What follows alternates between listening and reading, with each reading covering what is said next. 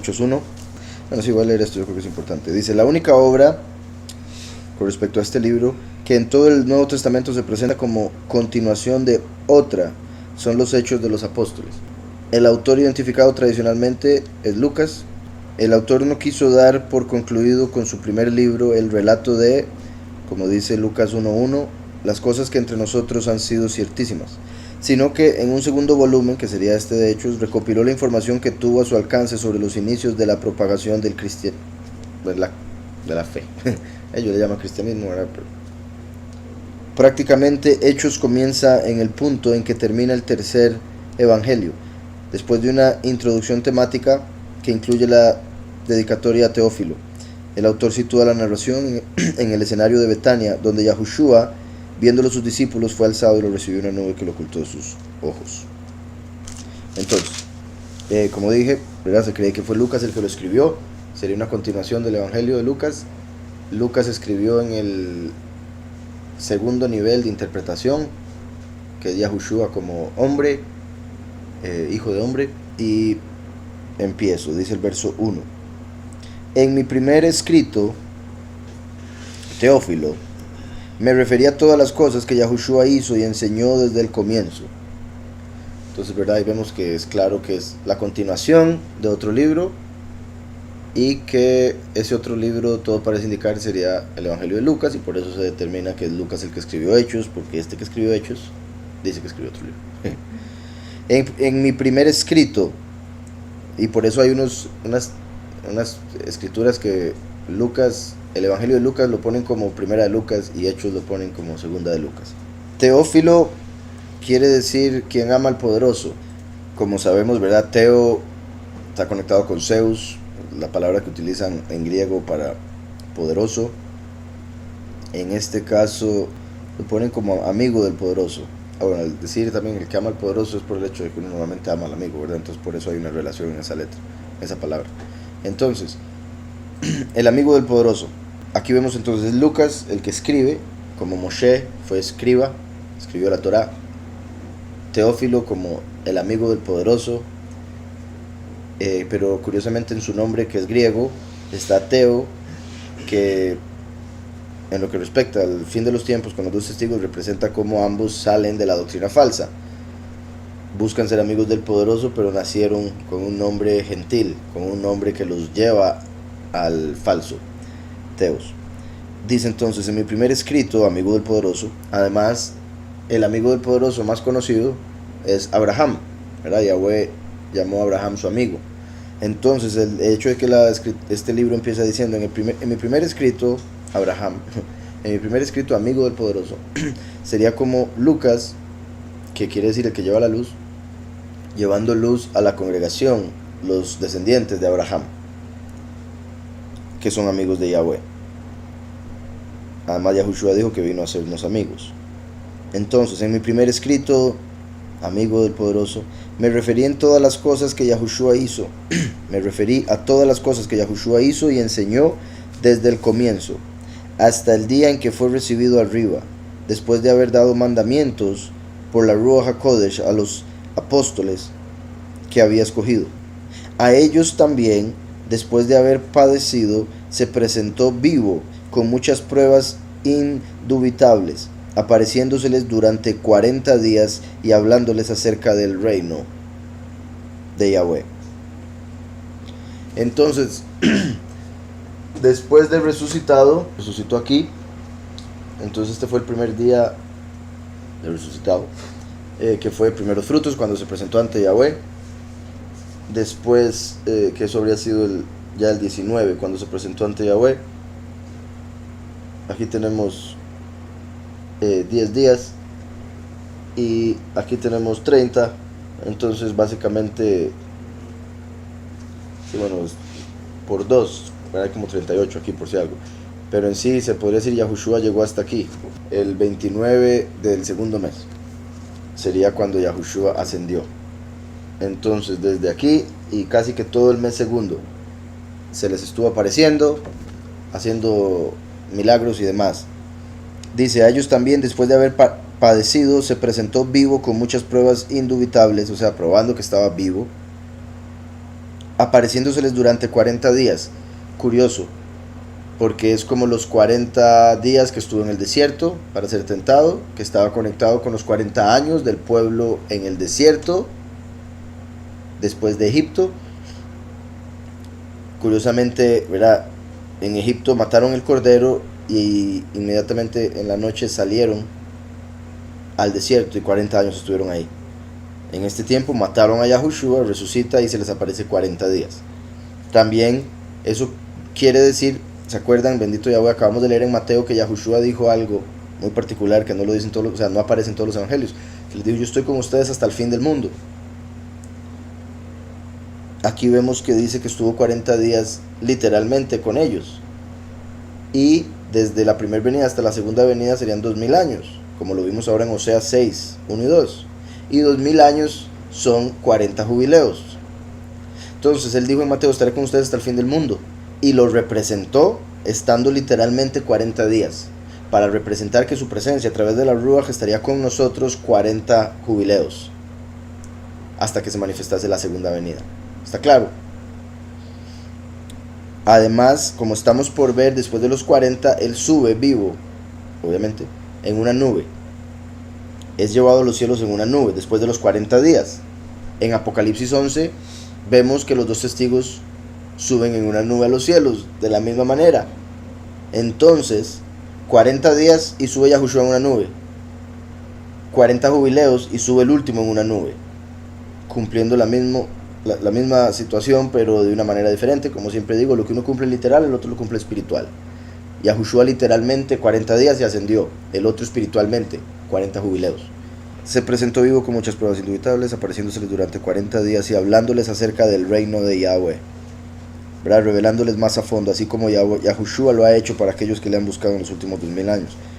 Y a pesar de que ha habido mucha doctrina falsa, se han dado revelaciones diferentes que antes, de cosas que antes no se entendían de la escritura. Dice, y estando juntos les ordenó, no salgáis de Jerusalén, sino esperad la promesa del Padre, la cual oísteis de mí. Ellos, él estuvo 40 días, aquí estaba la fiesta, y Yahweh mandó a que en la fiesta de Matzot, en la fiesta de Shavuot y en la fiesta de Sukkot había que ir a Jerusalén. Pero a veces, digamos, la gente venía a esta fiesta y tenía que ir a trabajar o algo así y se iba para la casa. Y era en otro lado, no en Jerusalén. Entonces Yahushua les dice, quédense en Jerusalén hasta que reciban la promesa, refiriéndose a Shavuot. Entonces es como si les hubiera dicho aquí, quédense 10 días más, porque Shavuot viene siendo el día 50. Se cuentan 7 semanas a partir de Bikurim. Y el día primero de la semana que sigue sería Shavuot, el día 50. Entonces Yahushua básicamente les dijo, espérense 10 días más hasta que reciban la promesa, quédense en Jerusalén. Curiosamente los dos testigos, antes de morir para recibir la promesa, los meten presos 10 días. No salgáis de Jerusalén, sino esperad la promesa del Padre, la cual oísteis de mí. Él les había prometido que la Ruach HaKodesh vendría, como lo vemos, ¿verdad?, en Juan 14, que mencioné ahora, también en Juan 15, Juan 16 y en Lucas 24.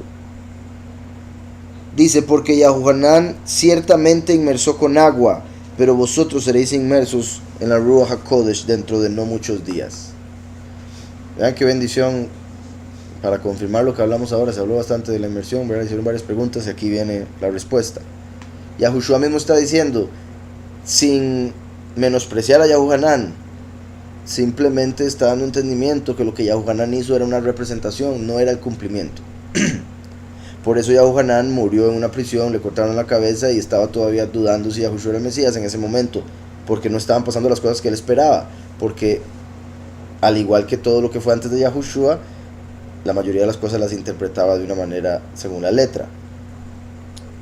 Entonces, dice, porque Yahuhanán ciertamente inmersó con agua, pero vosotros seréis inmersos con la Ruach HaKodesh dentro de no muchos días. Bendito Yahweh, y esperemos así sea.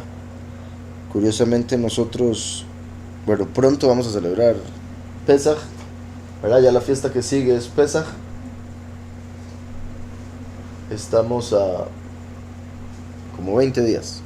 Dice, entonces los que se habían reunido le preguntaron diciendo, soberano, ¿restaurarás el reino a Israel en este tiempo? Esta pregunta es clave. Y aquí vemos una vez más un ejemplo de que los discípulos no entendían, aún él habiendo resucitado, no sabían lo que estaba pasando. Y igual que los judíos, sin embargo, estos eran humildes. Me refiero a que los judíos no humildes, por no entender lo que Yahushua hizo, decían que no y dicen que él no es. Entonces muchos judíos hoy en día dicen, no, Yahushua no es el Mesías porque él no construyó el tercer templo. ¿Cómo va a construir el tercer templo si todavía estaba construido cuando él vino? El segundo. Y hasta eso lo ven como una contradicción, y eso es un problema, porque como, bueno, ya hablé de eso, del libro de Daniel, que la escritura dice que vendría el Mesías y después destruirán el templo. Pero por alguna razón los judíos lo ven diferente, que el Mesías tiene que venir a construir el templo. Y es solo porque rechazaron a Mashiach. Al haber rechazado a Mashiach se destruyó el templo, entonces ahora tienen que creer que el Mesías viene a construir. Entre otro montón de cosas. Errores de doctrina y tradiciones y demás que por años los han hecho a ellos no creer en el Mesías, en Yahushua como el Mesías. Exacto, sí. Ellos en sí, sin entender lo de las dos venidas, ellos esperaban al último, pero llegó el primero. Esperaban un león, pero llegó el cordero. Entonces Yahweh vino a ofrecer el perdón, pero ellos estaban esperando la ira para Roma. Ellos estaban esperando que Roma fuese destruido y ellos recibiesen el reino en la tierra. Pero si Yahushua hubiese venido a hacer eso, ellos hubiesen recibido el reino en la tierra, que es temporal. Se les hubiese acabado en algún momento. O hubiese sido eterno, pero ellos no. Se hubiesen muerto con los años y después la otra generación y muerto. Yahushua vino primero a dejar la vida eterna, para que ahora sí se pueda establecer un reino eterno. Entonces, como Yahushua no cumplió todavía lo de establecer el reino en vez de Roma, como no cumplió todavía lo de que el cordero juegue con el león y bueno, con el lobo, y que el león coma paja, etc. Entonces los judíos dicen, él no es el Mesías. Y ese no es un buen argumento. Al menos los discípulos eran humildes como para preguntar y esperar una respuesta y creer en la respuesta. Porque ellos dijeron, ya resucitó, ahora sí va a haber Roma, espérese nomás. ¿Quién lo va a poder matar? Si ya el mismo Roma lo mató, resucitó, más bien van a salir corriendo cuando lo vean. Y Yahushua dice, no, todo esto es secreto, espérese, 2000 años. Claro, no les dijo eso porque me imagino más de uno hubiera hecho, ¿sabes qué? Vámonos de aquí. Entonces dice, soberano, ¿restaurarás el reino a Israel en este tiempo? Les dijo, no os toca a vosotros saber los tiempos o las ocasiones. Ahí le está hablando a los discípulos en ese momento. Por eso es que a ellos también les dijo que nadie sabe el día ni la hora, etcétera, etcétera, refiriéndose al fin, porque ellos estaban al inicio de los 2000 años. Y aunque llegaran a vivir 200 años, no iban a llegar ni cerca del inicio de la semana de Daniel. Entonces les dice, no les toca a ustedes saber los tiempos, como relájense, vivan la vida, busquen al Padre, no estén pensando en el fin, porque si se enfocaban en el fin, iban a tener, lo cual sucedió en algunos casos obviamente, pero podía llegar a ser una prueba para la fe muy grande. Imagínense estar en ese tiempo, estar esperando el fin en cualquier momento y toda la vida, y tiene hijos, tiene nietos, bisnietos. Entonces Yahushua les dijo, no es para ustedes saber los tiempos, y ya no hay forma de reclamarle. ¿Restaurarás el reino a Israel en este tiempo? Aquí ponen, la esperanza mesiánica de los discípulos aún era, como la de muchos judíos, la de un reino político establecido por un descendiente de David. Eso es lo que estaban esperando. Les dijo, no os toca a vosotros saber los tiempos o las ocasiones que el Padre puso en su sola potestad. En su sola potestad. Él decide los tiempos, tanto así que Él puede acortar el tiempo, como dice que lo va a hacer, para que no se pierdan los escogidos. Y por eso solo Él sabe el día y la hora del fin. Curiosamente, Él se manifiesta otra vez, porque Él dijo, yo soy el primero, yo soy el último. Entonces, también está escrito que Él no hace nada sin primero revelárselo a sus siervos los profetas. Por ende, no dudo que Yahweh, a través de los dos testigos, eventualmente empiece a dar detalles, al menos de algunas cosas de las que vemos en Apocalipsis. Puesto que una vez que ya empiece los últimos 7 años, hay algunas cosas que sí vamos a poder ubicar en el tiempo. Entonces, a los de ese tiempo les dice: no os toca a vosotros saber los tiempos de las ocasiones que el Padre puso en su sola potestad, pero recibiréis poder cuando haya venido sobre vosotros la Ruach HaKodesh. También, con respecto a que Yahushua dijo: nadie conoce el día y la hora, solo el Padre, ni siquiera los ángeles ni el Hijo. Si la Trinidad fuera como dicen, ¿cómo va a saber algo el Padre y no lo va a saber el Hijo? Es como decir que yo sé algo pero al mismo tiempo no lo sé. O aquí el decir en lo que él mantuvo en su propia potestad, y no dice en mi potestad, o yo lo sé pero no les quiero decir. ¿Sí me explico? Yahushua mismo está diciendo: no, mi papá no me ha dicho, y eso lo mantiene en secreto. Y lo digo para los que ponen en el mismo nivel a Yahushua que Yahweh, cuando Yahushua dice: Yahweh es mayor que yo. Pero recibiréis poder cuando haya venido sobre vosotros la Ruach HaKodesh, y me seréis testigos en Jerusalén, en todo Yahudá, en Shomron, en Samaria, y hasta lo último de la tierra. Recuerden que para los Yahudim, los samaritanos eran como gentiles, eran como animales, a pesar de que eran descendientes de Israel, en algunos casos mezclados con otras naciones, pero en su mayoría eran descendientes de Israel. Las 10 tribus de Israel vivían en Samaria. Recuerdan que acabo de comprar la versión samaritana de la Torá y encontré ahí algunas cosillas interesantes. Y es, entre otras cosas interesantes, que Yahushua aquí les dice: vayan a Jerusalén, vayan a Samaria, cosa que para ellos al principio era como: ¿en serio? Esa gente. Y no solo a Samaria, a las otras naciones, a todas las naciones. Entonces dice: y me seréis testigos en Jerusalén, en todo Yahudá, en Samaria y hasta lo último de la tierra. No solo hasta los últimos rincones de la tierra en espacio, sino a los últimos tiempos del mundo. Y habiendo dicho estas cosas, viéndolo ellos, fue alzado, y lo recibió una nube que lo ocultó de sus ojos. Este verso es muy importante, es necesario, y el que sigue, darle un poco de vuelta. Primero que todo voy a mencionar lo más claro que está mostrando ahí, lo que dije ahora. Estuvo 40 días y después subió una nube, porque habrían 40 jubileos y después subirían una nube, como el último. Voy a Apocalipsis 11, en el verso 12. Una vez que resucitaron, entonces oyeron una gran voz del cielo que les decía: subid acá. Y subieron al cielo en una nube, y los vieron sus enemigos.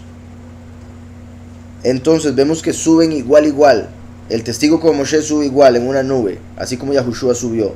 La diferencia, como en un espejo, es que a Yahushua lo vieron sus discípulos, a los dos testigos los ven sus enemigos. Volviendo a Hechos, dice: y habiendo dicho estas cosas, viéndolo ellos, fue alzado y lo recibió una nube que lo ocultó de sus ojos. Una nube lo ocultó de sus ojos. Entonces, como, ¿verdad?, irse en una neblina y de repente ya se deja de ver. Puro, bueno, show. Entonces, lo particular es que también está escrito que él viene con las nubes. Una nube puede hacer que la persona no se vea, como aquí dice: la nube lo cubrió hasta que no se veía. Por eso es que el último, en lo que respecta metafóricamente, el venir con las nubes significa como ladrón en la noche, sin que lo puedan reconocer, porque viene cubierto como por una nube. Se ve la nube, pero no se puede reconocer la figura. O sea, se puede ver una figura humana, pero no se puede ver quién es. Como un ladrón que se cubre para que no lo reconozcan y no lo agarren, ¿verdad? Por otro lado, la escritura habla de las nubes como pecado. La escritura dice que quitaría el pecado de Israel como una nube. Obviamente Yahushua no tiene pecado, pero el hecho de que el último viene con las nubes representa que viene como hijo pródigo, puesto que también está escrito que él ya se manifestó para quitar el pecado, y la segunda vez se manifiesta sin relación con el pecado. ¿Por qué? Porque ya lo cumplió, ya quitó el pecado. Entonces el último puede venir como una persona normal, ya no tiene que venir a través de una virgen, puede venir a través de una persona, o sea, como una persona normal. Me refiero a de hombre y mujer, por eso es llamado el Hijo del Hombre, y por eso viene con pecado de Adán. Pero ahora a través de Yahushua el primero le es quitado para poder cumplir lo del sacrificio de Yom Kippur. Entonces, El que viene con la nube en lo espiritual se refiere que viene como hijo pródigo, que viene como ladrón en la noche, que no lo van a reconocer, que viene con el agua de vida porque la nube está llena de agua. Pero en lo literal de que viene con las nubes es lo que vemos en Apocalipsis 14, donde dice el verso 14: miré y vi una nube blanca, sentado sobre la nube uno semejante al Hijo del Hombre, que llevaba en la cabeza una corona de oro y en la mano una hoz aguda. Y ahí recoge a los 144,000, cosecha a sus escogidos, como en Mateo 24 Yahushua dijo: y verán la señal del Hijo del Hombre, y él enviará a sus malachim y recogerá a todos sus escogidos de los 4 ángulos de la tierra, en la cosecha. Entonces, la parte literal de que viene con las nubes se da en la cosecha. La parte espiritual durante los 3 años de testimonio. ¿Está claro? Ahora, dije todo eso de que viene con las nubes porque aquí se fue en una nube. Verso 10: y estando ellos con los ojos puestos en el cielo, entre tanto que él se iba, se pusieron junto a ellos 2 varones con vestiduras blancas. Entonces, mientras ellos están viendo cómo se va en el cielo en una nube, sorprendidos, de repente están 2 hombres a la par que no vieron de dónde vinieron. Por estar viendo para el cielo, no vieron dónde llegaron los hombres, nada más estaban ahí de repente. Eso es clave, porque eso indica, y voy a explicar lo que sigue a continuación también, porque yo sé que hay mucha gente que ve eso como una contradicción de la segunda venida. Entonces por eso estoy explicando tanto detalle. En el cristianismo se enseña que la segunda venida es pasar por los cielos y llevarse a todo el mundo en un rapto. Otros ven la segunda venida como simplemente desde los cielos en una nube de una manera muy sorprendente y que todo el mundo va a tener que adorarlo y punto. Y establece el reino y ya. Que es más o menos así como van a hacer lo del falso Mesías. Entonces, la mayoría de la gente está esperando que la segunda venida no sea una venida, sea una pasada. Pasa y se lleva a todo el mundo en un rapto, en una nube, así lo ven. Por eso es que el enemigo va a poder hacer una manifestación falsa con hologramas y todas esas cuestiones de tecnología que tienen hoy, por eso como un show. Los cristianos esperan, repito, como ellos dicen, que Jesús aparezca en las nubes, en un instante se los lleve. Entonces están como los discípulos aquí, con los ojos para el cielo, doctrinalmente hablando, ¿verdad? Están viendo para los cielos, ¿en qué momento viene? Similar a como los judíos estaban esperando al Mesías en ese tiempo, porque cuando Yahushua se decía que era el Mesías, muchos de los judíos decían: pero nosotros sabemos quién es su papá y su mamá. ¿Cómo es que la escritura dice que no se va a saber de dónde viene el Mesías? Otros decían: pero ¿por qué la escritura dice que el Mesías vendrá de los cielos? Y nosotros sabemos que él viene de Galilea. No entendían que el alma vino de los cielos y entró en un cuerpo en la tierra. Era muy complicado porque se lo estaban imaginando como de película, bajando desde los cielos. Como ahorita igualmente se lo están esperando los cristianos. Entonces los judíos esperaban a un hombre bajando de los cielos, pero nació. Lo rechazaron. Ahora los cristianos esperan a un hombre de los cielos, pero va a nacer, lo van a rechazar. Bueno, ya nació de fijo, entonces lo rechazan. Similar a como esperaban a Eliyahu de los cielos, pero nació de Eliseo y Zacarías, y no creyeron que él era Eliyahu, Elías. Y Yahweh hizo eso para mostrar que la segunda venida de un hombre que se va en una nube para los cielos sería naciendo de nuevo, porque odre nuevo para vino nuevo, odre viejo, cuerpo viejo en otra generación para vino viejo. Vuelvo y explico eso porque ya que estamos en esto es necesario explicarlo. Yahweh no hace nada sin primero revelárselo a sus siervos los profetas. Además, Yahweh nos revela en la escritura ejemplos de cosas que él va a hacer en el futuro.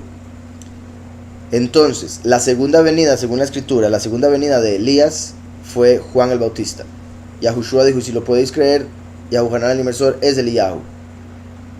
Si lo podéis creer, porque no era fácil para ellos creerlo, porque como Eliyahu se fue vivo en carros de fuego, ellos estaban esperando, como dice Malaquías, Eliyahu volverá antes del día de Yahweh. Ellos lo estaban esperando de los cielos en carro de fuego, pero nace como Juan el Bautista, otra persona. Es su reencarnación, y vemos ahí que a pesar de que él se fue vivo, reencarnó. No solo reencarna a alguien que muere, también puede reencarnar a alguien que se fue vivo. Eso es clave. Entonces, Eliyahu se va vivo para los cielos, no ve muerte. Por eso los judíos lo esperaban de arriba. Pero cuando vemos en el nuevo pacto, Yahushua nos dice que Juan el Bautista, que nació como un niño, creció y todo lo demás, era Eliyahu. Y después murió. Y eso es para representar que así como Yahushua se fue vivo en una nube, la segunda venida de Mashiach sería naciendo en la tierra. Porque la segunda venida de Eliyahu, que se fue vivo en un carro de fuego, fue naciendo en la tierra. Espero eso esté claro, porque sí me parece que es un punto muy importante de la escritura. Y estando ellos con los ojos puestos en el cielo, entre tanto que él se iba, se pusieron junto a ellos 2 varones con vestiduras blancas. Estos 2 varones representan a los 2 testigos. Son 2 malajim, pero se presentan como seres humanos. Representan a los 2 testigos, ropas blancas. En la escritura vemos que los que son los escogidos, los 144,000, se les dan ropas de lino finísimo. A los que mueren, a los mártires, se les dan ropas blancas. Aquí vemos que estos tenían ropas blancas, entonces representan 2 mártires.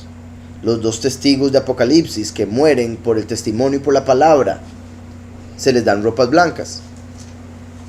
Entonces, mientras los cristianos están viendo para el cielo para ver cuándo se manifiesta Jesús, como ellos lo llaman, los 2 testigos van a aparecer en la tierra y ni los van a reconocer porque están esperando algo de los cielos. Y son los 2 testigos los que les hablan a los discípulos y les dicen cómo reconocer a Yahushua. Entonces, aquí estos 2 varones de blanco representan a los 2 testigos que se manifiestan en el fin de los tiempos, mientras la gente está esperando algo diferente desde los cielos. Entre tanto que él se iba, se pusieron junto a ellos 2 varones con vestiduras blancas, los cuales les dijeron: Galileos, ¿por qué estáis mirando al cielo? Esa pregunta es clave.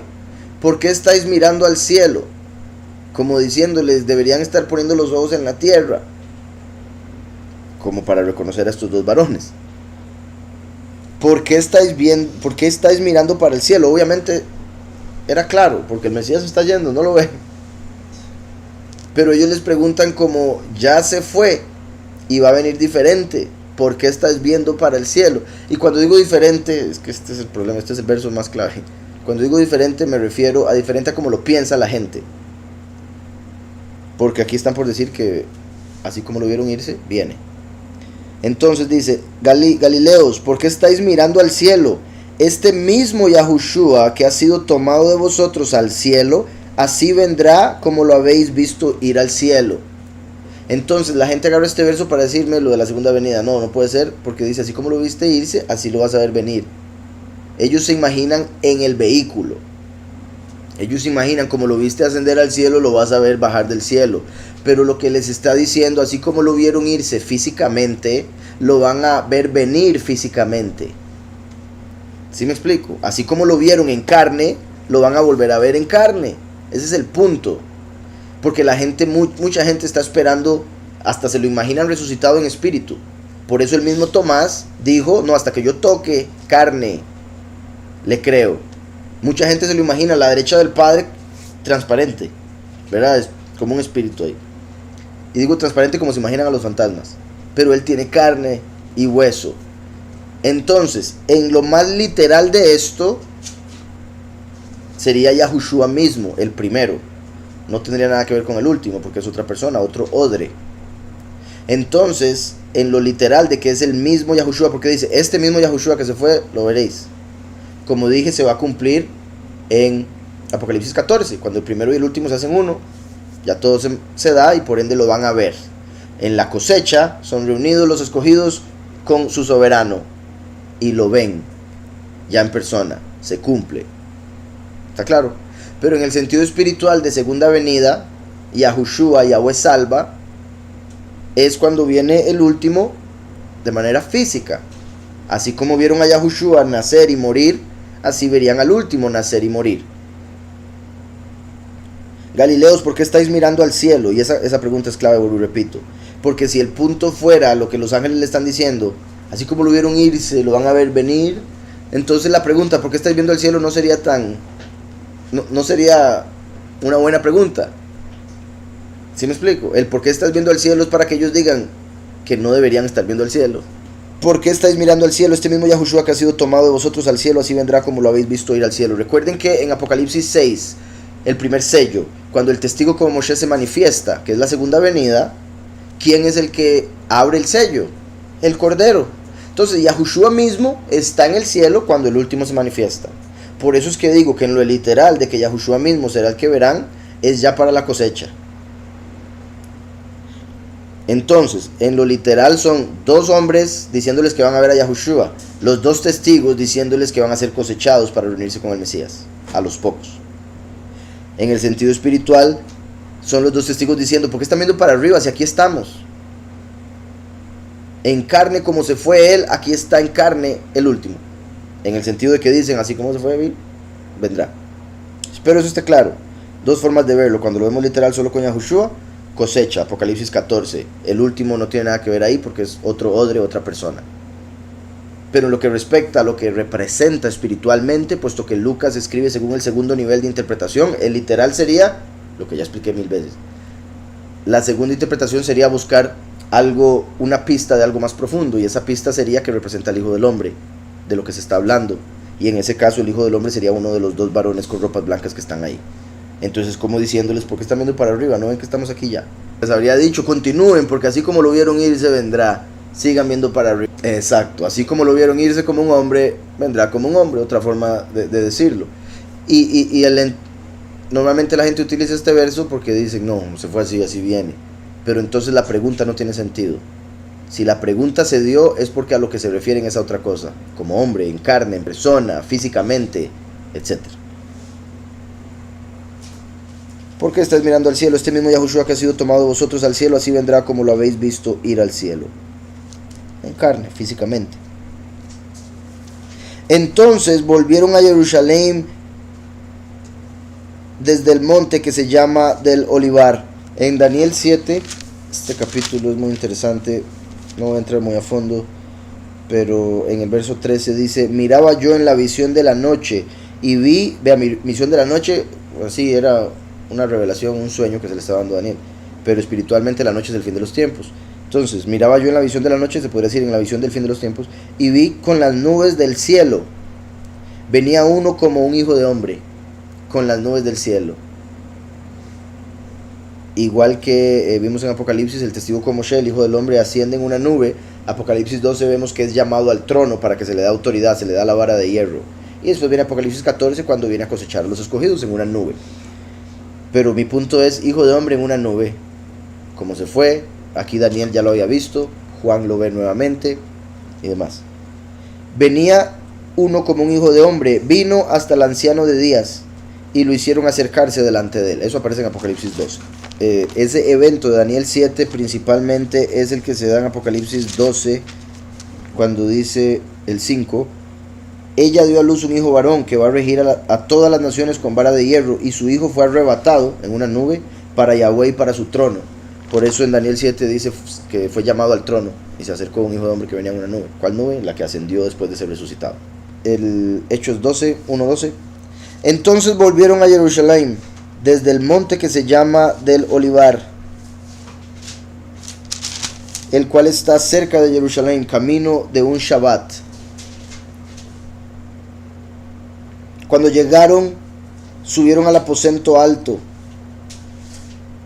donde se alojaban Pedro y Jacob, Yahuhanán, Andrés, Felipe, Tomás, Bartolomé, Mateo, Jacob, hijo de Alfeo, Simón el celote y Judá, hermano de Jacob. Entonces, bueno, como saben, ¿verdad? Cuando hay nombres en la escritura, además de lo literal, que es lo lógico, que son personas que tienen esos nombres, que aparecen en la historia, en lo espiritual Yahweh nos da una revelación a través del significado de sus nombres. Como sabemos, Kef o Pedro quiere decir piedra. Después Jacob, que quiere decir suplantador. Yahuhanán, que quiere decir a quien Yahweh favorece. Felipe quiere decir amante de los caballos. Tomás quiere decir gemelo. Bartolomé, el hijo de Tolmai, el hijo de Ptolomeo. Y Ptolomeo, abundante en... Siempre se me olvida esta palabra, ¿se acuerdan? Entonces, lo que se hace en la tierra para sembrar la semilla, esos surcos. Arar es la acción, sí, pero los surcos es lo que me refería, abundante en surcos. Mateo quiere decir a quien Yahweh regala, o el regalo de Yahweh. Jacob otra vez, ¿verdad? Suplantador. Alfeo quiere decir cambiando. Después viene Simón, que es escuchado. Celote es celoso. Sí, alguien que es muy celoso, como el celo de Yahweh. Después Yehudá, que es la alabanza de Yahweh. Después otra vez Jacob, suplantador. Y Miriam, que es rebelión o amargura. Entonces, viendo los nombres, por significado sería la piedra, como la piedra angular, como suplantador.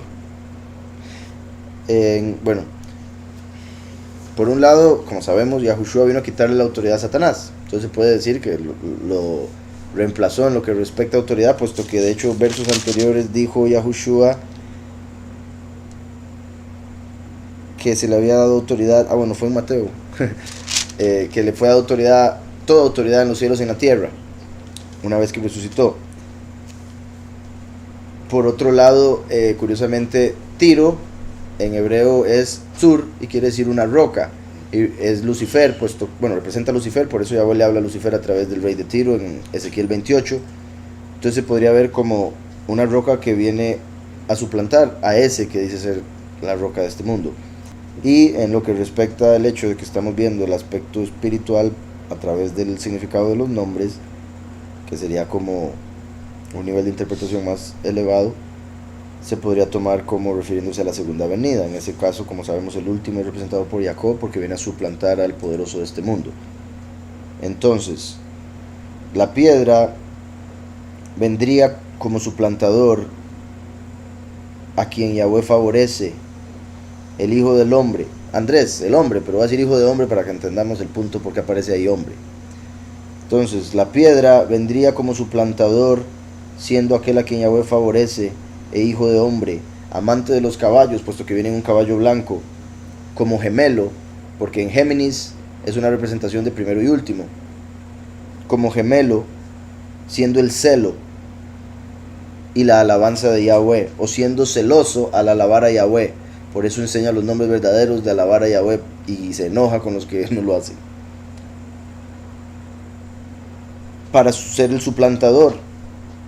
Curiosamente, a Lucifer se le dio la luz que se le dio para reinar sobre esta creación cuando hizo una canción, cuando adoró a la luz del Todopoderoso, o sea, cuando alabó a Yahweh. Aquí estamos viendo, el último viene y alaba a Yahweh y se convierte en el suplantador, va a suplantar a ese que antes alababa a Yahweh. Como vemos en Ezequiel 28, cuando Yahweh le habla a Satanás, le dice que él lo hizo con instrumentos, porque Satanás debía traer alabanzas a Yahweh, pero se quiso dejar las alabanzas para sí mismo. El último, que es como David, trae la alabanza para Yahweh y reconoce a Yahweh como debe ser. Entonces, la piedra vendría como el suplantador a quien Yahweh favorece, como el hijo del hombre, amante de los caballos, en un caballo blanco, siendo el gemelo del primero, y el hijo del que es abundante en surcos. Ese era, ¿verdad? Tolmai. Como el gemelo y un hijo abundante en surcos, porque en la escritura dice que el último es un trillo, que lo pone como trillo nuevo, con dientes nuevos. Entonces el último viene y trilla la tierra. Trillar la tierra es destruir la tierra, por eso trae las plagas. Pero la destrucción que hace de la tierra es para poder poner la semilla y que dé fruto, como cuando también se poda una planta para que dé más fruto. Entonces el último que viene como gemelo es un hijo abundante en surcos, a quien Yahweh regala como el deseado de las naciones, y quien suplanta haciendo un cambio. Pero obviamente suplantar a alguien es hacer un cambio, entonces hasta eso se conecta. Y quien suplanta haciendo un cambio de aquel que fue escuchado, el enemigo. Recuerden que Shimón tiene dos raíces, enemigo y escuchado. Lucifer fue escuchado y por eso recibió la luz, pero después se lo creyó mucho y se convirtió en el enemigo. Entonces, para ser el suplantador y el cambio de aquel que fue escuchado y se hizo el enemigo, como el celo que alaba a Yahweh, el suplantador de la amargura y de la rebelión, o el suplantador del rebelde, el que suplanta al que se rebeló y suplanta la rebelión del mundo y la amargura por gozo. Simha. Recuerdan, él se alegrará. En hebreo se acomodan las letras y tenemos la palabra Mashiach.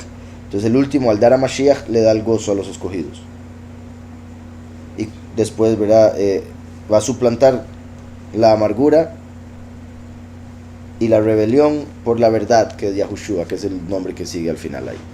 Entonces leo desde el 13 rápidamente. Cuando llegaron, subieron al aposento alto, donde se alojaban Pedro y Jacob, y Johanán, Andrés, Filipos, Tomás, Bartolomé, Matisyahu, Jacob, creo que era, Alfeo, Shimón, el celote, y Judá, hermano de Jacob. Todos estos perseveraban unánimes en oración y ruego con las mujeres y con Miriam, la madre de Yahushua, y con sus hermanos. Ahí vemos que tenía hermanos, puesto que también estaban ahí presentes, cosa que en el catolicismo dicen que no existieron los hermanos, pero la escritura ahí lo dice. Entonces ellos dicen no, eran primos. Por si algo, pero sí sabemos que eran hermanos. Mateo 1.25 vemos que Miriam sí tuvo relaciones sexuales con Yosef después de que Yahushua nació. Ahí estaba la madre de Yahushua continuando unánime en fe, y las demás mujeres. Dice el verso 15: en aquellos días Kef, o Pedro, se levantó en medio de los hermanos. Recuerden que una vez que Pedro reconoce a Yahushua como Mashiach, Pedro llega a ser la representación de Mashiach. Una vez que Yahushua se va, Pedro lo representa, por eso se llama piedra, porque es la piedra angular. Yahushua es la piedra angular, Pedro lo representa, por eso el nombre. Y por eso se levantó aquí como líder. En aquellos días Pedro se levantó en medio de los hermanos. Los reunidos eran como 120 en número. Es particular porque la escritura dice que la venida del Hijo del Hombre sería como los días de Noé. En los días de Noé vemos que Yahweh le dice a Noé que habrían 120 años para el hombre. Le dio 120 años para construir el arca. Además de que la vida del hombre bajaría de 1000 años a 120. Además de que desde Adán hasta el hijo de Adán, desde Adán hasta el hijo del hombre, el último, habrían 120 jubileos. Entonces el número 120 representa el fin de los tiempos, el jubileo 120. El hecho de que dice en aquellos días, recuerden que la escritura cada vez que dice en aquellos días se refiere al fin. En lo que respecta a profecía, aquí está hablando de aquellos días del pasado, pero la forma en que está escrito y por lo que representa es como en aquellos días, el fin de los tiempos, en el jubileo 120. En aquellos días Kef se levantó en medio de los hermanos. Curiosamente la escritura dice, Yahweh dijo que él levantaría un profeta como Moshe en medio de sus hermanos. Pedro se está levantando en medio de los hermanos. Pedro representa a Mashiach, entonces representa la segunda venida de Mashiach en medio de los hermanos como el profeta en el final del jubileo 120. Entonces, en aquellos días Kef se levantó en medio de los hermanos. Los reunidos eran como 120 en número. Y dijo, hermanos, era necesario que se cumpliera la escritura que la Ruach HaKodesh por boca de David había anunciado acerca de Yehudá, que fue guía de los que prendieron a Yahushua, y era contado con nosotros, y tenía parte en este ministerio. Este pues, que había adquirido un campo, aquí, bueno, antes vamos a ver si hay un comentario, en el Salmo 41, 9 dice, aún el hombre de mi paz, en quien yo confiaba, el que de mi lejem comía, alzó el pie contra mí. Eso fue David hablando de Ahitofel, su consejero, que se rebeló contra él y se fue con el hijo de él, de David, que se rebeló, que quiso tomar el trono. Pero era profético de que Judas, un discípulo de Yahushua, lo traicionaría y muy seguro queriendo tomar su lugar, en el sentido de, así fue con Ahitofel. Bueno, no Ahitofel, sino el hijo de David que se rebeló. Aún el hombre de mi paz, o sea, un hombre de mis amigos, uno de los con los que yo me llevaba, uno de los que confiaba, en que yo confiaba, el que de mi pan comía, tan cercano era que comían juntos, y como vemos en la profecía se cumplió tan perfecta que Yahushua le dio un pan a Judas, y cuando Judas agarró el pan y lo comió, le entró Satanás. El que de mi pan comía alzó el pie contra mí. Como ya mencionado, eso lo escribió David de Ahitofel para representar Yahushua entregado por Judas, pero considero que también es una revelación de algo que había pasado en el vientre de Rivka, cuando Esaú puso el pie sobre la cabeza de Jacob para que Jacob no saliera de primero, y por eso Jacob agarró ese pie y por eso salió con la mano agarrando el pie de Esaú, y fue llamado Jacob, el que agarra el talón. Y eso representa que Esaú es como un Judas, y curiosamente por eso, bueno, una de las razones por las que creo que Judas, hay varias otras razones, era descendiente de Edom, y se habría cumplido en todo aspecto, siendo Yahushua obviamente descendiente de Jacob. Entonces vuelvo a Hechos. Hermanos, era necesario que se cumpliera la escritura que el espíritu apartado por boca de David había anunciado acerca de Yehudá, que fue guía de los que prendieron a Yahushua, y era contado con nosotros y tenía parte en este ministerio. Este pues, que había adquirido un campo con el salario de su iniquidad. Recuerdan que esto ya lo hablamos en Mateo. Hay varias formas de ver esto porque parece ser contradicción de algunas maneras que se vea. En Mateo habíamos visto que cuando Judas vio que lo que sucedió con Yahushua, fue a donde los fariseos y les devolvió el dinero. Les quiso devolver el dinero, pero ellos dijeron, no, usted ya hizo lo que hizo, salado. Entonces él tiró el dinero y se fue a suicidarse. Los fariseos agarraron el dinero y dijeron, este es dinero de sangre, entonces no lo podemos echar en el tesoro. Y lo que hicieron fue comprar un campo para enterrar personas, un campo, un cementerio. Y lo llamaron campo de sangre, que había sido profetizado también por Yahweh a través de Zacarías. Y de Jeremías también, lo del campo que había que comprar. Entonces, lo llamaron campo de sangre porque lo compraron con dinero con el que ellos compraron sangre. Pero era dinero de Judas, por eso ellos no lo aceptaron de vuelta, ellos simplemente lo invirtieron. Usaron el dinero de Yehudá, de Judas, para comprar un cementerio. Judas como Lucifer o Satanás, cementerio como el Seol y el infierno, que fue hecho para Satanás y sus ángeles. Entonces, los fariseos compran con el dinero de Judas un cementerio, por ser el dinero de Judas, le pertenece a Judas. Y por eso aquí aparece que con ese dinero fue comprado un terreno, como si Judas mismo lo hubiese comprado. Recuerdan que en la cultura hebrea, cuando una persona manda a otra persona a hacer algo, es como si la misma persona lo hubiese hecho. Entonces, si yo mando a Menorá a hacerme un favor, es como si yo mismo lo hubiese, digamos, yo digo, vaya por favor, dígale a tal persona tal cosa, se podría escribir según la cultura hebrea, y fue Koresh y dijo tal cosa a tal persona, a pesar de que fue a través de un hermano. Entonces, eso mismo se entiende aquí con el hecho de que los fariseos fueron los que hicieron el pago, pero era un dinero de Judas, por eso era un campo de Judas, y es como si Judas hubiese ido a comprarlo, siendo los fariseos sus mensajeros, así como los fariseos son los mensajeros de Satanás, quien poseyó a Judas. ¿Sí me explico? Entonces, dice, había anunciado acerca de Yehudá, dice el verso 17, y era contado con nosotros y tenía parte en este ministerio. Este pues, que había adquirido un campo con el salario de su iniquidad, cayó de cabeza y se reventó por la mitad, y todas sus entrañas se derramaron. Entonces se adquirió un campo de sangre como había sido profetizado con ese dinero. Él por su lado se fue a suicidarse. Y hay un par de teorías, no dudo que hayan otras, pero dos que me parecen las más lógicas, hasta el momento al menos. Una, ¿verdad? Porque vemos en la escritura que se colgó, pero aquí vemos que se reventó y se le salieron todas sus entrañas. Entonces hay dos posibilidades. Normalmente colgarse se toma como ahorcarse. De haber sido así, como todo el mundo, la mayoría de la gente lo entiende hoy en día, el colgarse como ahorcarse, porque curiosamente, por ejemplo, a Yahushua lo colgaron de un madero, así está escrito en hebreo. El que sea colgado de un madero sería maldito, pero la forma en que lo colgaron fue clavándolo.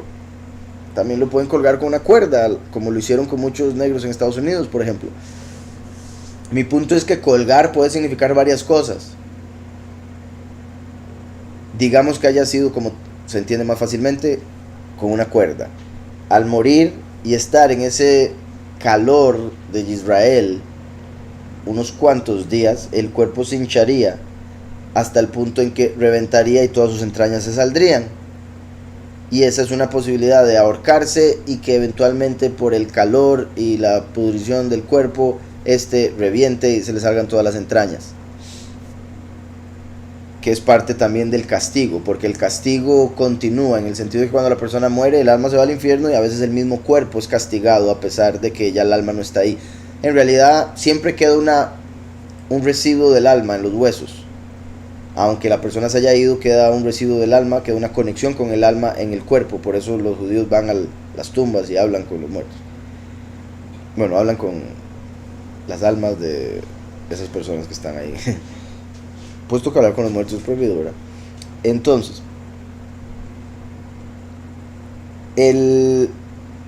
la otra forma es que un hermano un día me mencionó de cómo se le llamaba también colgar a el tirarse encima de una espada, como quedar colgando en la espada, ¿verdad? Poner una espada ahí y hacerse caer en la espada, quedaría como colgando en la espada, y eso claramente abriría su vientre y sacaría todas sus entrañas. Entonces esa es la otra posibilidad de lo que colgar, haberse colgado representaría. Entonces habría dicho en los evangelios que fue y se colgó, pero se entendería que no es colgarse con una cuerda, sino colgarse en una espada, y eso abriría su vientre para que salieran todas las entrañas. Espero eso esté claro. Dice 1 Samuel 31:4. Entonces dijo Shaul a su escudero: saca tu espada y traspásame con ella, para que no vengan estos incircuncisos a traspasarme y burlarse de mí. Pero su escudero no quería, pues tenía gran temor. Tomó entonces Saúl su propia espada y se echó sobre ella. Entonces esto es lo que interpretan varias personas, algunos, no sé cuántas, porque tampoco lo he escuchado mucho, sinceramente. Solo de una persona lo he escuchado. Pero sí es una posibilidad. Lo vemos aquí, Saúl lo hizo, un hebreo, y está en la escritura. Y no solo eso, Saúl representa a Lucifer, como ya he mencionado, por eso lo suplanta David. Lucifer, el que habría entrado en Judas, quien se habría suicidado de la misma manera. Entonces es particular que Saúl se trató de suicidar de esta manera, y hay quienes creen que así fue como Judas lo hizo también. Y tomó Saúl su espada y cayó sobre ella. Es la forma en que literalmente está traducido. Vayipol aleia. De hecho, este capítulo 29 a mí me parece interesante porque parece revelar cómo Paulus fue a España. Y eso se conecta con el último saliendo de entre los sefardim que estaban en España y fueron esparcidos por América, de donde venimos nosotros, bendito Yahweh. En el verso 18 del 29, lo voy a traducir porque está en inglés. Dice: y después de mucha oración, de mucha prédica y labor o trabajo, Paulus y sus compañeros trabajadores pasaron a Helvetia y vinieron al monte Poncio Pilato, y dice, donde allí aquel que condenó al soberano Yahushua se tiró a sí mismo de cabeza y pereció miserablemente. Entonces, dice el monte Poncio Pilato, parece indicar que fue un lugar que le pusieron así porque, o sea, si lo más fácil de interpretar aquí sería que fue Pilato el que se sintió tan mal de haber condenado a Yahushua que fue y se tiró de esa montaña, y por eso le habrían puesto a la montaña Monte Pilato. Ahora, vemos que él se lavó las manos, pero si nos ponemos en los zapatos de él, si llegó a saber algo más, la esposa le había dicho no se meta con este hombre y todo eso, puede ser que le haya dado tan duro como para que haya hecho esto. Ahora, si él en realidad se lavó las manos y eso le ayudó a estar tranquilo en su vida, esto parecería indicar, porque se parece mucho a lo que menciona de Judas, se tiró de cabeza y se reventó miserablemente.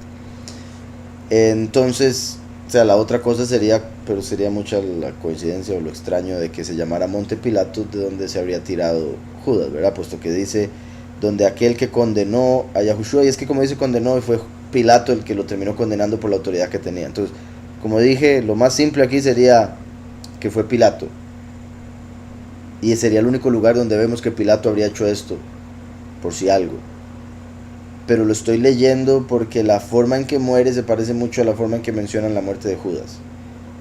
Y acabo de leer en Hechos 1, y esto supuestamente es Hechos 29, digo supuestamente porque es un capítulo que no incluyeron. Después voy a leer un poco más al respecto cuando lleguemos a ese punto, como para ver cómo ver este capítulo, pero sí tiene bastantes cosas interesantes. Entonces decía, pues que había adquirido un campo con el salario de su iniquidad cayó de cabeza y se reventó por la mitad. Cayó de cabeza. Ese cayó de la cabeza es lo mismo que están diciendo aquí. Por eso parece tener una conexión. Sin embargo, el monte, que se llame Pilato, parece indicar que fue Pilato el que lo hizo. Este pues que había adquirido un campo con el salario de su iniquidad cayó de cabeza y se reventó por la mitad de todo su entrañas derramado. Sí. Como les digo, se parece mucho, pero eso indicaría que Judas se tiró de un lugar que eventualmente fue llamado Pilato. Pero en realidad lo literal parece ser que fue Pilato el que se suicidó, lo cual me sorprendería porque se lavó las manos. Pero quizás no fue suficiente para lavar su conciencia. Obviamente también al Judas haber vendido a Yahushua ya lo condenó, porque eso fue lo que llevó a la condena que Pilato le dio. Entonces por eso es que digo todo lo que digo y quise leer este verso en contraste con este otro verso de Judas en el capítulo 1. La otra posibilidad de Judas sería colgándose, amarrándose y tirándose, pero con tanta fuerza que se podría haber reventado, y quién sabe qué tan alto se estaba tirando, que al reventarse la cuerda o su cuello cayó y que esa sería como otra forma de colgarse y reventarse sin tener que su cuerpo estar tanto tiempo en el sol. ¿Sí me explico? Por si algo. Entonces después veremos Hechos 29. Entonces este pues que había adquirido un campo con el salario de su iniquidad, curiosamente dice adquirido. Adquirido es el significado del nombre Caín, y Judas como hijo de Caín. Por eso adquirió un campo de cementerio, así como Caín tomó la tierra como su parte, por eso sembraba y trajo semillas y cosas así en la ofrenda. Abel tomó las criaturas como su parte. Entonces se conecta Judas con Caín y con Edom y con Ahitofel, ¿verdad? Edom, Esaú me refiero. Este pues que había adquirido un campo con el salario de su iniquidad, como fue profetizado en Zacarías y Jeremías, cayó de cabeza y se reventó por la mitad, y todas sus entrañas se derramaron. Por la mitad se reventó y todas sus entrañas se derramaron, un castigo para el cuerpo de Judas, representando cómo Satanás va a ser también descuartizado, despedazado, deshecho. Y fue notorio a todos los habitantes de Jerusalén, de tal manera que aquel campo se llama en su propia lengua Haceldama, que significa campo de sangre. Campo de sangre. Fue notorio que se suicidó de esa manera, o que le fue tan mal en su muerte. Fue notorio en todo lado. Y con respecto también fue notorio lo de que él lo vendió y que se compró un campo con ese dinero de sangre, de la sangre inocente de Mashiach. Y fue notorio a todos los habitantes de Jerusalén, de tal manera que aquel campo se llama en su propia lengua Haceldama, que significa campo de sangre. Porque está escrito en el libro de los Salmos: sea hecha desierta su habitación y no haya quien more en ella. Sea hecha desierta su habitación y no haya quien more en ella. Curiosamente, el cuerpo es la habitación del alma, y este fue partido en dos y todo lo que estaba dentro salió. No quedó nada en él. Sea hecha desierta su habitación y no haya quien more en ella. Así como la porción de tierra que se compró con el dinero de Judas terminó siendo un cementerio. O sea, no hay nadie que viva en ella. Todos los que están en ella están muertos, como los que están en Satanás están muertos. Sea hecha desierta su habitación y no haya quien more en ella. Y tome otro su oficio. Entonces, el anterior es del Salmo 69:25. Tome otro su oficio es el de Salmo 109:8. Aquí Pedro está mencionando profecías que se cumplieron, aún profecías que se cumplieron referentes a Judas. Entonces les está diciendo, por eso lo del campo es un cementerio, por eso él lo entregó, por eso hay que poner a otro en su oficio. Eso estaba profetizado porque Yahweh pondría a Paulus en su lugar, pero Pedro se está tomando, porque todavía no ha recibido el Espíritu, se está tomando la iniciativa de hacerlo él, siendo él el representante de Yahushua en ese momento. Salmo primero, el 69:25. Sea su palacio desolado, en sus tiendas no haya morador. El verso 24. Derrama sobre ellos tu ira y el furor de tu enojo los alcance. Sea su palacio desolado, en sus tiendas no haya morador, porque persiguieron al que tú heriste y cuentan del dolor de los que y cuentan del dolor de los que tú llagaste, porque persiguieron al que tú heriste. Yahweh dio las profecías de que Yahushua sería muerto, pero fueron ellos los que lo persiguieron. Así como Yahushua fue herido por Yahweh al morir en la primera venida, y cuando viene como último lo van a perseguir. No solo fue herido por Yahweh, sino también por el mundo, que lo odia, lo persigue y lo rechaza. El otro salmo, 109:8. Sean pocos sus días, tome otro su oficio. El verso 6 dice: pon sobre él al impío y Satanás esté a su diestra. Cuando sea juzgado salga culpable y su oración sea para pecado. Sean pocos sus días, tome otro su oficio, queden sus hijos huérfanos y su mujer viuda. Profecía para Judas.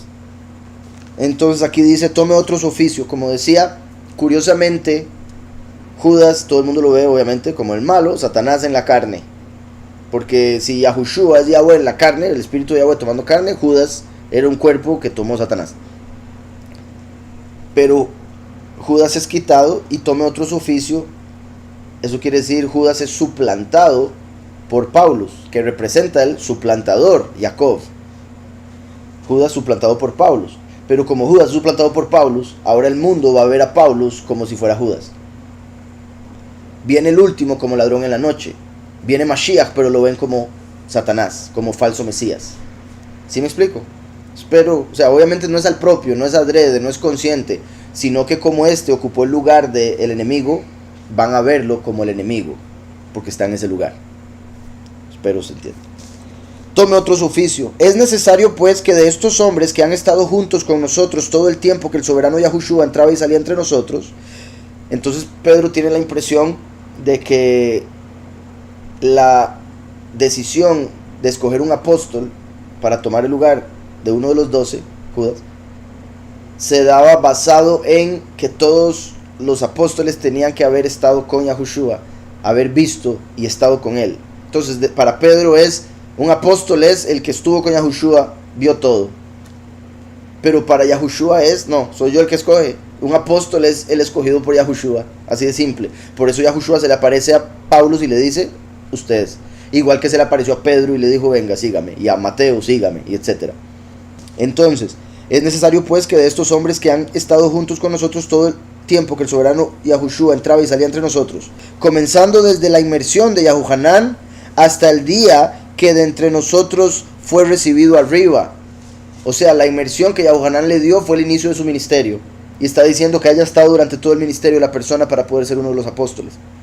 Eso es particular porque está separando, o sea, ese evento especial de cuando recibió la Ruach como el inicio del ministerio. Hay quienes creen que él fue inmerso el 9 de Av, pero el hecho de que habría durado 3 años y medio predicando y murió en Pesach, lo pondría entonces en Yom Kippur. O sea, habría sido inmerso Yom Teruah o Yom Kippur en ese periodo, si es que duró 3 años y medio exactos, ¿verdad? Porque donde empiezan los 2 testigos habría terminado Yahushua, y donde terminó Yahushua empiezan los 2 testigos, para hacerlo de una manera exacta y matemática. Pero claro está, él pudo haber sido inmerso el 9 de Ab y esperar un tiempo. De hecho fue llevado inmediatamente después de haber sido inmerso, fue llevado al desierto por 40 días, que ahí estaría la clave, sí. Los 40 días serían Elul y los 10 días de Yom Teruah a Yom Kippur. Entonces él habría sido inmerso el 9 de Ab y se habría esperado como 20 días y después sido llevado al desierto. Ahí estaría la clave, que habría un periodo de tiempo entre la inmersión y sido llevado al desierto. Pero el ministerio ya de predicar habría empezado al volver del desierto después de las tentaciones, y eso habría sido ya para Yom Kippur, y por eso sí 3 años y medio. Ahora sí ya está cómodo. Entonces, comenzando desde la inmersión de Yahuhanán hasta el día en que de entre nosotros fue recibido arriba, que lo leímos hace unos momentos, uno se ha hecho con nosotros testigo de su resurrección. Entonces propusieron a 2.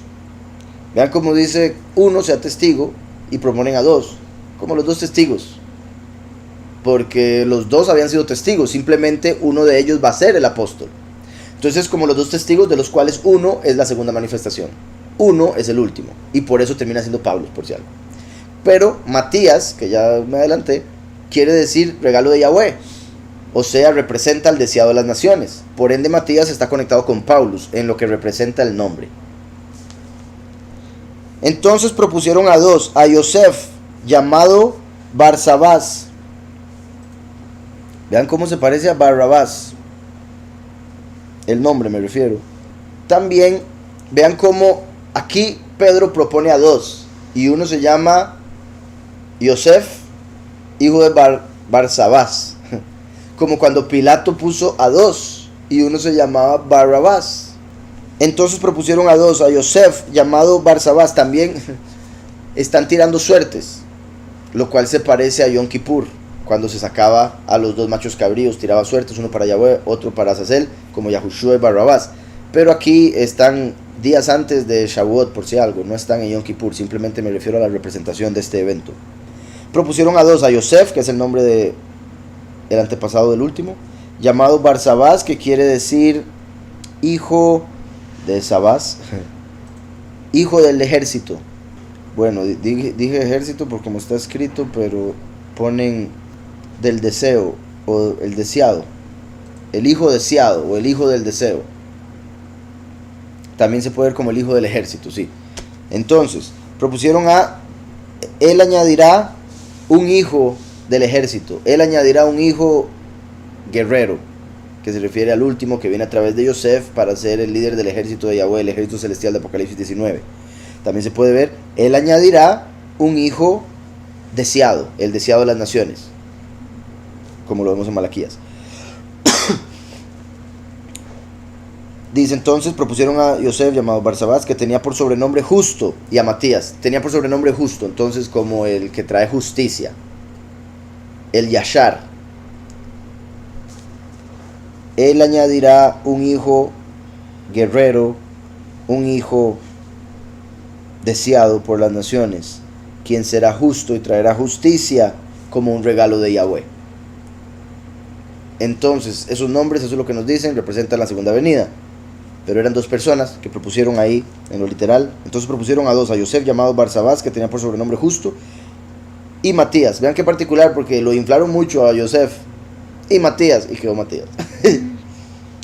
Y orando dijeron, tú soberano, que conoces los corazones de todos, muestra cuál de estos dos has escogido, para que tome la parte de este ministerio y apostolado, del cual cayó Yehudá por transgresión, para irse a su propio lugar.